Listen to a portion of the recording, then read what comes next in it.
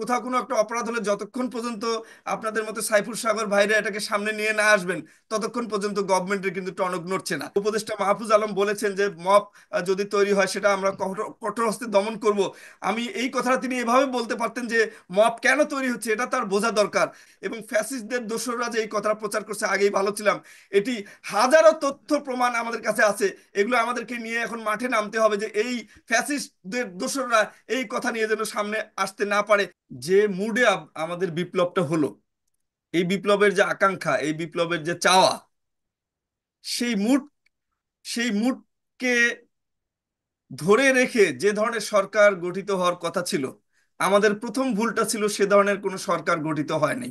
এ ধরনের সরকার গঠিত না হওয়ার ফলে কি হলো, যে সরকারটি আসলো, বেশ কয়েকজন উপদেষ্টা ওই মুজিববাদী, মুজিব প্রীতি এবং হাসিনা প্রীতির দর্শন তারা ধারণ করে। বেশ কয়েকজন উপদেষ্টা, আমি পরিষ্কারভাবে বললাম, যার ফলে তারা এই সরকারটাকে একটা স্বাভাবিক তত্ত্বাবধায়ক সরকার হিসেবে তারা নিয়েছেন। এবং এরকম একটা বিপ্লব পরবর্তী সময়ে যে আইন শৃঙ্খলা পরিস্থিতি যে এরকম হবে, এটা কিন্তু পূর্ব থেকেই সবার জানা। আপনি গত গভর্নমেন্ট ফর্ম হওয়ার আপনি 7 দিনের কথা চিন্তা করেন কিভাবে চলেছিল দেশ, সেটা যদি আপনি খেয়াল করেন। ইভেন আপনি যদি 71 পরবর্তী, আমাদের স্বাধীনতার পরবর্তী সময়ে দেশের অবস্থা কি হয়েছিল সেটা যদি আপনি খেয়াল করেন, প্রত্যেকটা দেশে বিপ্লব পরবর্তী সময় আইন শৃঙ্খলা পরবর্তী পরিস্থিতির চরম অবনতি হয়। এবং এই অবনতিটি ঠেকানোর জন্য বিপ্লবী একটা সরকারের প্রয়োজন হয়, যারা যে কায়দায় ঠিক বিপ্লব হয়েছে, যে আকাঙ্ক্ষা অনুযায়ী বিপ্লব হয়েছে, সেই স্পিরিট এবং সেই মুড নিয়ে কিন্তু এগুলাকে ফেস করতে হয়। কিন্তু বাংলাদেশে এই বিপ্লবটা হওয়ার ফলে পরে দুঃখজনকভাবে এই ধরনের মুডের কোনো সরকারটা গঠিত হয়নি। এবং বিপ্লব পরবর্তী একটা পরিস্থিতিকে যেভাবে মোকাবেলা করার জন্য যে ধরনের মেকানিজম দরকার, যে ধরনের গভর্নেন্স স্ট্র্যাটেজি দরকার, সেই স্ট্র্যাটেজিগুলো কিন্তু তারা ফলো করা হয়নি। এখানে একটা স্বাভাবিক সরকার পরিবর্তনের মতো করে রাষ্ট্র চালাচ্ছিল। এবং পরবর্তীতে আমরা দেখছি যে আস্তে আস্তে আস্তে একটু গভর্নমেন্ট এটা বুঝতে পারছে এবং কিছুটা বিপ্লবী চরিত্র ধারণ করার চেষ্টা করছে। এবং আপনি আরো খেয়াল করবেন, ঠিক ওই হাসিনা আমলে যেমন গ্রামে গঞ্জে একটা অপরাধ হলে যেমন এটা প্রধানমন্ত্রীর কাছে বিচার চাইতো, একটা ওয়ার্ড লেভেলে একটা অপরাধ হলে প্রধানমন্ত্রীর কাছে বিচার চাইতো, তেমন এই ধরনের একটা সিমটম বিপ্লবী সরকার না হওয়ার ফলে খুঁজে পাওয়া যাচ্ছে। যে কোথাও কোনো একটা অপরাধ হলে যতক্ষণ না এটা ফেসবুকে ভাইরাল হবে, যতক্ষণ পর্যন্ত আপনাদের মতো সাইফুর সাগর ভাইরা এটাকে সামনে নিয়ে না আসবেন, ততক্ষণ পর্যন্ত গভর্নমেন্টের কিন্তু টনক নড়ছে না। এটা সম্পূর্ণরূপে গভর্নমেন্টের দুর্বলতা বলে আমি এটা এটা মনে করি। এবং এই যে ডিস্ট্রয়েড পুলিশ বাহিনীটাকে যেভাবে ডিস্ট্রয়েড করে দেয়া হয়েছে, আহ, যেভাবে এটাকে শুধুমাত্র বিএনপি জামাত দমনের কাজে এটাকে ব্যবহার করা হয়েছে, বিএনপি জামাতকে দমনের জন্য বা বিরোধী দলকে দমনের জন্য এটাকে দক্ষ করা হয়েছে, এটাকে স্ট্র্যাটেজিগুলো শেখানো হয়েছে, এটাকে ট্রেনিং দেওয়া এই পুলিশ বাহিনীকে এবং এই গোয়েন্দা বাহিনীগুলোকে। তো সেই অবস্থায় তারা কিন্তু কিভাবে অপরাধ দমন করবে, প্রকৃত যে হুম। আমাদের সোসাইটিতে যে অপরাধগুলো হচ্ছে, এই অপরাধগুলোকে তারা কিভাবে দমন করবে সেই বিষয়টা কিন্তু তারা প্রকৃতপক্ষে ভুলে গিয়েছিল। তারা একটা বিষয়ের উপর তাদের দৃষ্টি ছিল, যে কিভাবে বিরোধী দলকে দমন করে সরকারকে টিকিয়ে রাখা যাবে, ফ্যাসিস্ট রিজিমকে টিকিয়ে রাখা যাবে। এবং পাশাপাশি এই ফ্যাসিস্ট রিজিম যে দীর্ঘদিন টিকে ছিল, এইখানে কিছু সুশীল মানুষ যারা ওই সময় নিরপেক্ষ ভূমিকা পালন করেছিল, তারা হুম। বলতো যে আমরা নিরপেক্ষ, এদিকেও নাই এদিকেও নাই। এই নিরপেক্ষ কিছু মানুষ এখানে তত্ত্বাবধায়ক সরকারে এসে স্থান পেয়েছে, যাদের ওই নিরপেক্ষ অবস্থানটা পুষ্টি জুগিয়েছে, তাদের ফ্যাসিস্টিজমকে লং লাস্ট করার জন্য তারা তারা এখানে পুষ্টি জুগিয়েছে। তারা এখানে উপদেষ্টা পরিষদে এখানে স্থান পেয়েছে। ফলে তাদের এই চিন্তা ভাবনাগুলোর প্রভাব পড়েছে আইন শৃঙ্খলা পরিস্থিতিতে। তারা এটাকে স্বাভাবিক একটা সরকার হিসেবে নিচ্ছে। আর আপনি যেটি বললেন যে আমরা আগের মতো আছি কিনা, এটা সত্যিকার অর্থে ফ্যাসিস্টদের ভাষ্য, যে আমরা আগের চেয়ে আগেই ভালো ছিলাম। এটা ফ্যাসিস্টরাই একমাত্র এই কথা বলে। এই আইন শৃঙ্খলা পরিস্থিতির অবনতির এই সুযোগটা ফ্যাসিস্ট যে দোসর যারা সুযোগটা নিচ্ছে এবং এই কথাটা ছড়ানোর চেষ্টা করছে আমরা আগে ভালো ছিলাম। আগে আমরা কি ছিলাম? আগে খুন হতো, গুম হতো, কথা বলার স্বাধীনতা থাকতো না, রাস্তা দিয়ে চলতে মোবাইলের সব ছবি নিউজ ডিলিট করে আমাদেরকে মোবাইল নিয়ে রাস্তায় যেতে হতো। আরো এরকম বলে শেষ করা যাবে না। এক্সট্রিম হিউম্যান রাইটস ভায়োলেশন হতো, এগুলো তো বলে শেষ করা যাবে না। সেগুলো থেকে কিন্তু আমরা মুক্তি পেয়েছি। তা কিন্তু এখন কি আসলে আমরা মুক্তি পেয়েছি? আমরা প্রতিনিয়ত যেসব ঘটনাগুলি দেখতে পাচ্ছি এগুলিকে কিভাবে বলবেন? এগুলি আমরা তো এই যে এগুলোকে বলবো আমি যে ছিনতাই। আইন শৃঙ্খলার অবনতি হয়েছে। হুম। এগুলোকে বলবো যে আইন শৃঙ্খলার অবনতি হয়েছে। এবং একটা একটা বিপ্লবী সরকার না হওয়ার ফলে যে ধরনের গভর্নেন্স স্ট্র্যাটেজি নিয়ে এই পরিস্থিতিগুলোকে দমন করতে হয়, সেই স্ট্র্যাটেজিতে গভর্নমেন্ট প্রথম থেকেই যায়নি।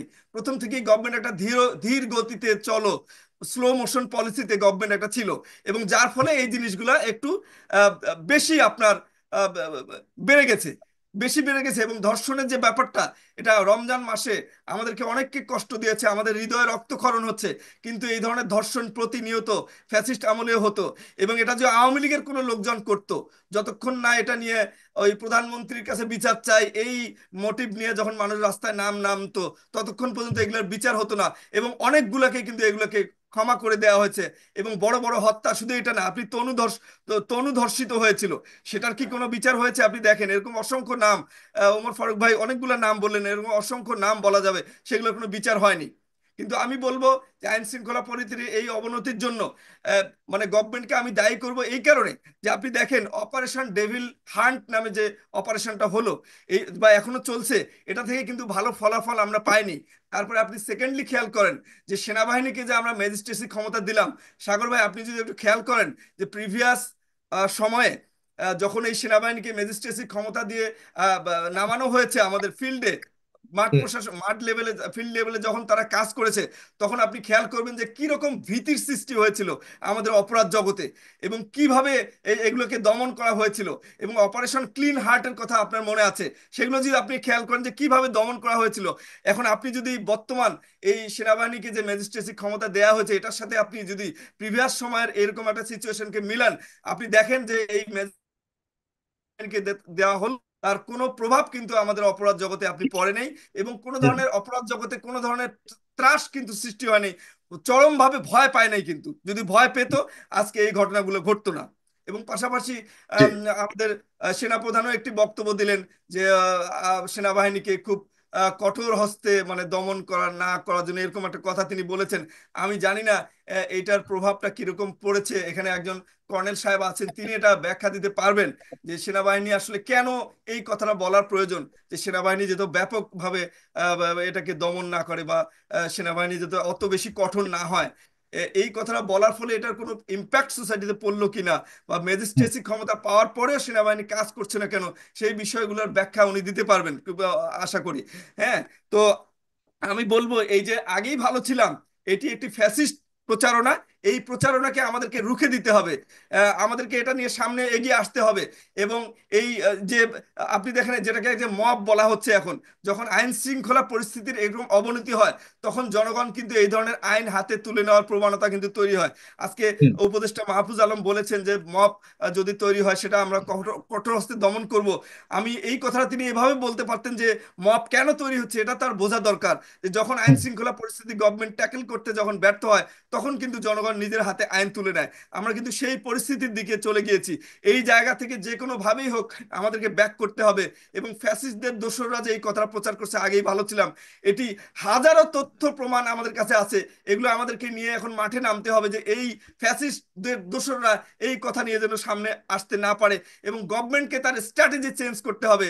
আইন শৃঙ্খলা পরিস্থিতির উন্নতির জন্য সেনাবাহিনী যেন ম্যাজিস্ট্রেসি ক্ষমতা নিয়ে কঠোরভাবে মাঠে নামে, অপারেশন ডেভিল হান্ট যেটা চলছে, সেটা যেন হুম। কঠোরভাবে আরো এটা এটা চালু করা হয়, এটা যেন আবার আরো ইন্টেন্সিফাই করা হয়, সেই দিকে আমাদেরকে দৃষ্টি দিতে হবে। কোনোভাবেই ফ্যাসিস্টদের এই এই এই প্রচারণাকে মাঠে আসতে দেয়া যাবে না।